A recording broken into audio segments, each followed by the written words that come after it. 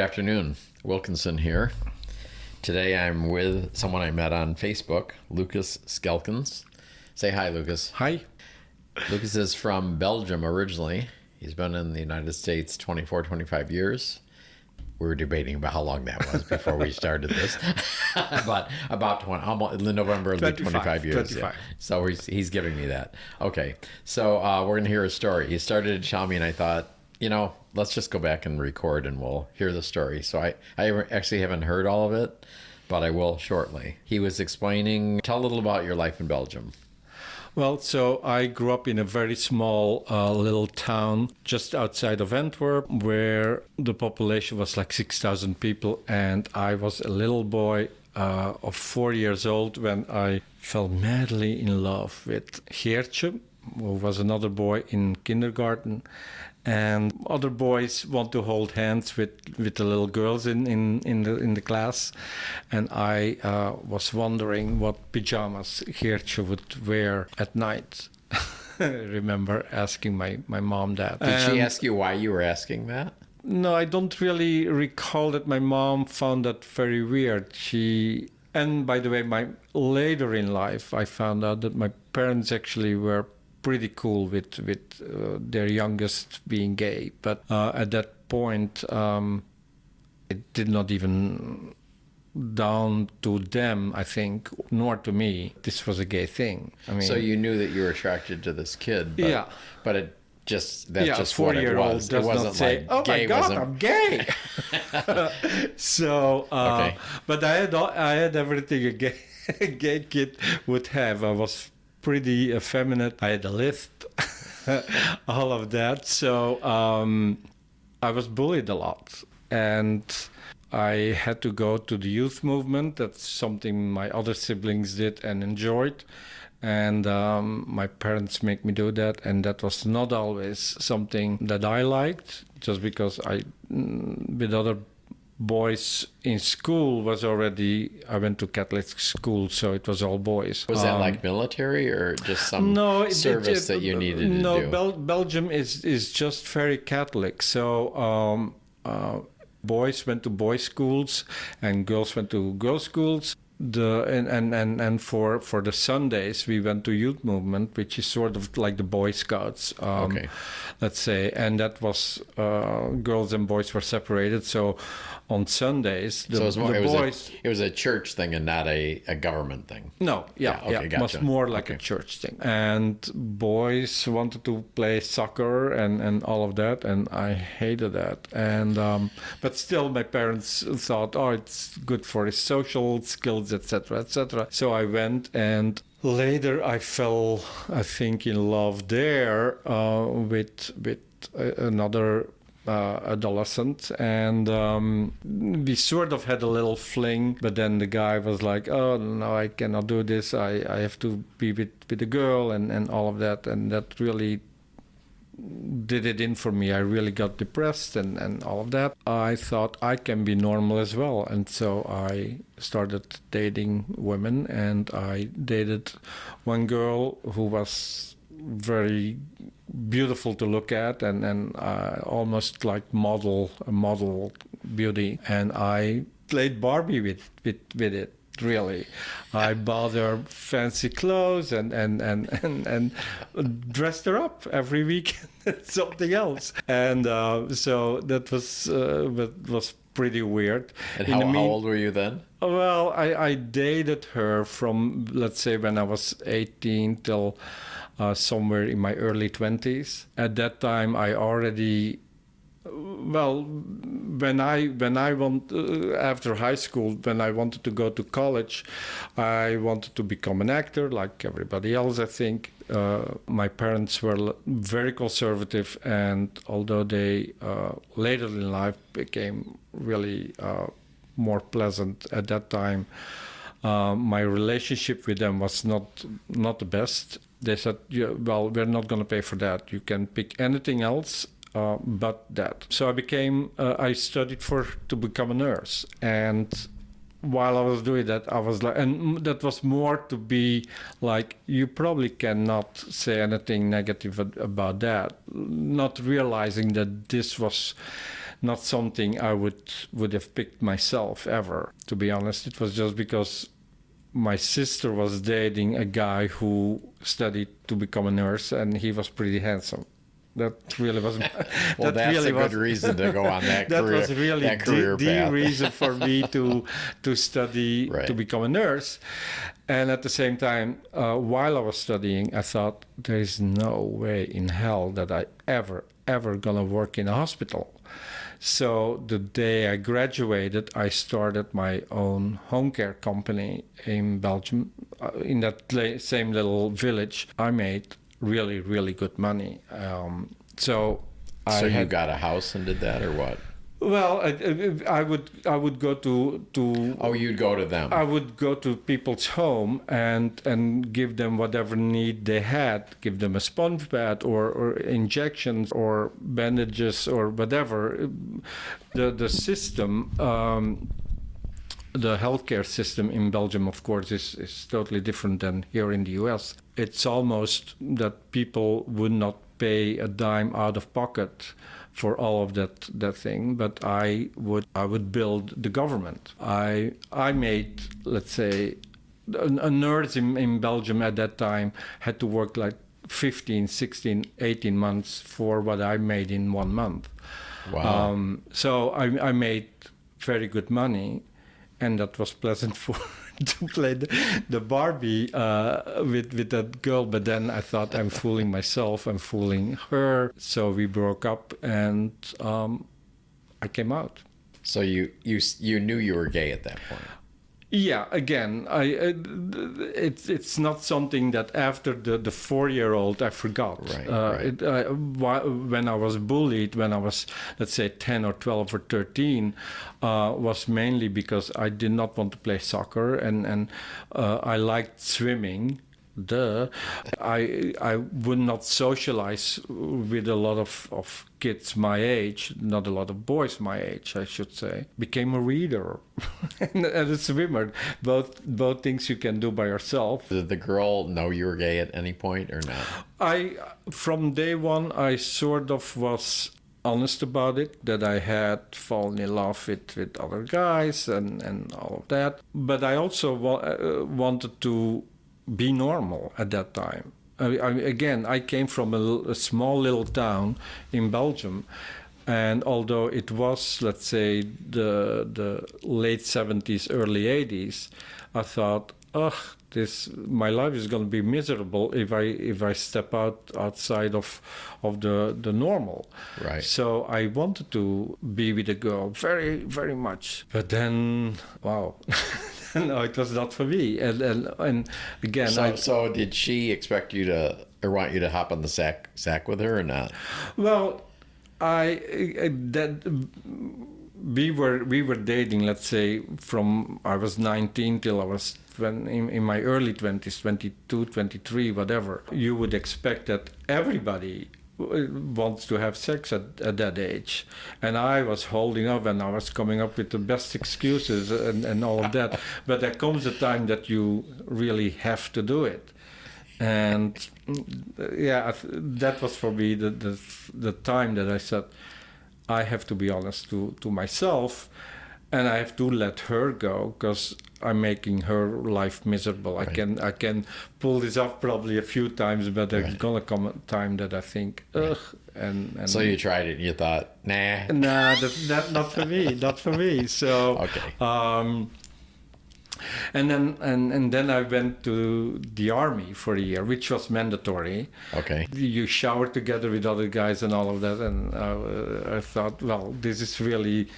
You like the army. Yeah, I like the army. You like the army better than Barbie. Pretty much, I like the army. I actually also like the discipline of being in the army, I must say. Would I have chosen it without it being mandatory? Probably not, but I did not see it as a wasted year or whatever. Okay. It was a year in And you didn't ask to stay in longer? No. Okay. No, that I did not. But then... Why, were the showers not good? Cold. They kept them pretty cold. Okay. And then I sort of rolled into my first relationship with a guy, which was also for him the first relationship. And you know that first love, how often does that last, right? It's doomed. Well, yeah, we both were in our mid-20s at that time, and both were pretty fond of each other, I think, and at the same time, well, there was so much to explore and so much, so that did not really last very long. And then he was a hairdresser. Of course talking he about was. cliches, right? And one of his clients was this famous singer-songwriter from Belgium, Holland, Germany, whatever. He sang in Dutch and in German, and later also a little bit in Italian. That man who I'd seen on LP covers since I was 13 became my lover. Really? Yeah. And well, how did you arrange to meet him? Well, again, he came for his hairdo to that to my at that point ex-boyfriend. He invited my ex-boyfriend to go to a musical together in Antwerp. My ex-boyfriend said, "That's so not my thing. Do you want to go?" And I said yes. We went and we became lovers. He was 18 years older than I, and I knew from his first LP in 1973 or whatever that he stood for not so monogamous lives and all of that, and so it was tough too. Although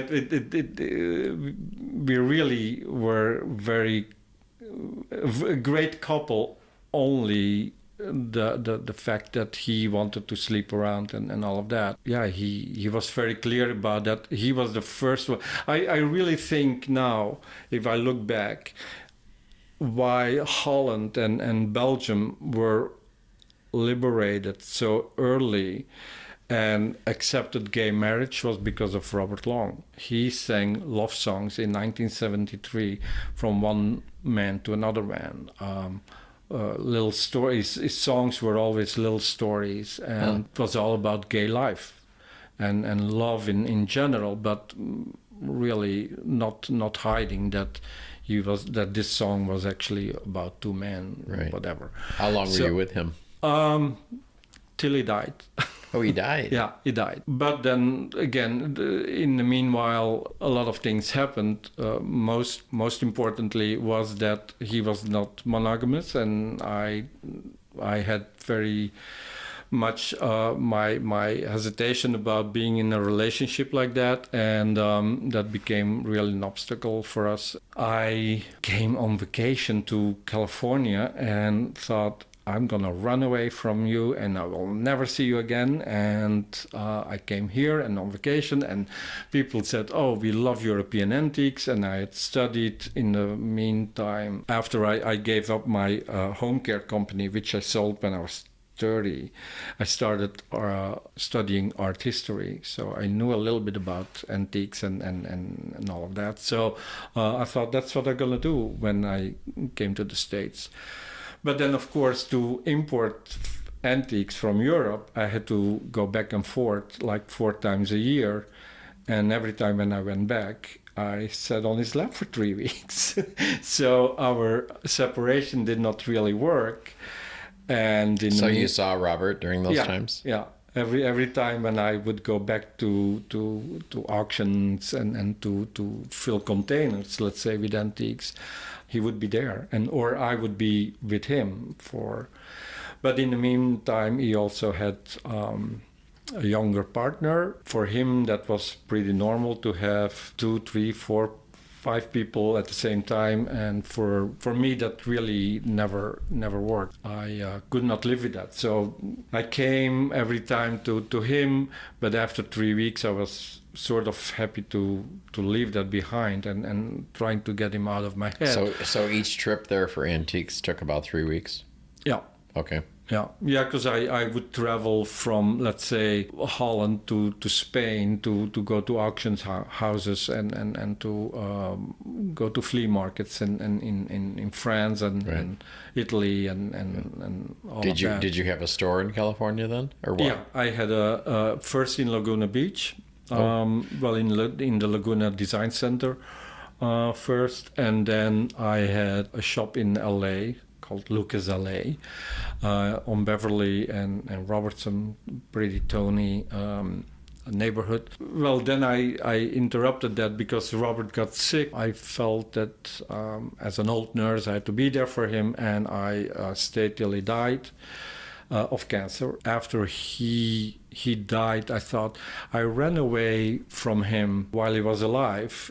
He now died. There's no reason for me to go back to America. Stayed after he died. I stayed a year in Antwerp, which I did not like per se anymore. Belgium is a very different mentality than what we know here in California. But I thought, oh, Amsterdam. The people in Amsterdam, or a little bit the New Yorkers from Europe. They're entrepreneurial and they really are go-getters. I thought, oh yeah. And I was offered a job to do a total remodel of one of those houses on the canals. So I lived in Amsterdam for another year and a half, and then I thought, no, what am I doing? So were you like the general contractor for that, or what? No, the interior designer, and Okay. well, yeah, and so sort of. I would from my days here in California, where you have where you first import antiques, then you have your retail store with antiques, and you mix in a little bit of nowadays furniture. Then people come and say, "Oh, can you come and look? Like, Will this tell me stay?" where to put it before and how to- before you yeah. know you're an interior designer, right? So I became an interior designer, and these people from Holland had heard about me, and they did a total renovation of that house. In Amsterdam, and who does not want to live in Amsterdam for a year, right? It still is one of my favorite cities in the world, I think. But then at the same time, the longer I was there, back in Europe, the more I missed California. So I came back and went to Culver City with a business partner. We had a gallery there, and suddenly I was single, signed up for Match.com, and found the love of my life there. At 50, it's possible. You're one of the 4 people on Match that actually no. matched.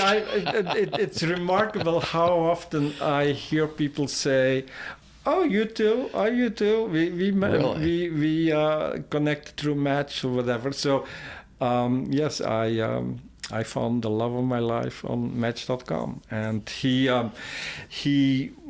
was in the movie business. Well, he worked for Paramount, and I had my gallery, which kept us in LA. But then once he retired and I dissolved the gallery, we full-time moved here to Palm Springs, and I became realtor 2,496 or something, right? How many realtors can a little town like Palm Springs have? But Well, I love what I do. 51% of the gay guys here are realtors. Yeah, and the other guys are interior designers and hairdressers. Right. But I love what I do, and it's when I started dating Michael, he already had a weekend house here, and I said to him, "Don't you dare to think that I'm going to come every weekend to Palm Springs to sit in sort of a ghetto of gay guys. That's not what I'm going to do. Palm Springs has nothing to do than lay in the sun, go to the bars. And I'm not going to do that. I would miss a big town like LA, where you have museums and theater and everything.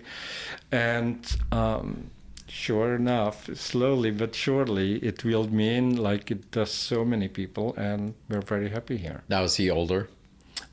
Slightly. Just slightly. Yeah, just slightly. Yeah. So not a Robert situation. No, which sometimes think about, Robert would have been now close to 80. That would have been a different life, definitely.